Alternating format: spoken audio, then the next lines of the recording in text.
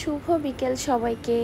এবার বাড়িতে যেয়ে দেখলাম মার ছাদ বাগানে এতগুলো ড্রাগন ফুটে আছে, মানে এতগুলো ড্রাগন ফল হয়েছে। জাস্ট একটা গাছের মধ্যেই দেখেন মাশাল্লাহ কতগুলো ড্রাগন হয়েছে।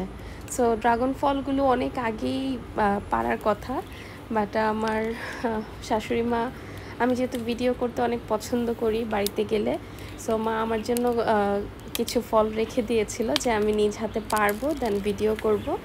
So thank you so much মাকে। সো এই ছোটো ছোটো ব্যাপারগুলো আসলে যখন আপনার প্রিয়জনরা আপনাদের জন্য করবে, তখন কিন্তু সম্পর্কটা আরও বেশি সুন্দর হয় এবং আরও বেশি গভীর হয়। সো এই ছোটো ছোটো বিষয়গুলো কিন্তু জীবনে অনেক বেশি প্রয়োজন, সবার জন্য প্রয়োজন, সবার ক্ষেত্রে প্রয়োজন। সবার ছোটো ছোটো সকালাতগুলোর খেয়াল রাখা এবং মানে সব কিছু পজিটিভ ওয়েতে চিন্তা করা।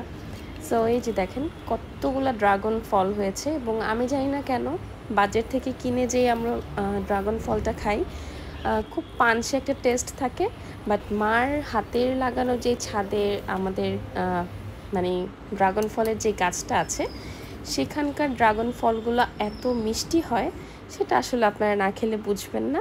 সো কখনো সময় হলে আমাদের কেরানীগঞ্জের বাড়িতে আসবেন, ড্রাগন ফল খেয়ে যাবেন।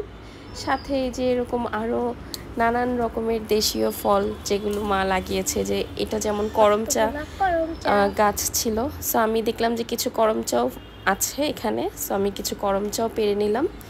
সো আজকে আমার ফলের ঝুড়িতে এই ছিল আয়োজন। So thank you so much আমাদের ভিডিওগুলো দেখার জন্য অ্যান্ড আমাকে সাপোর্ট করার জন্য।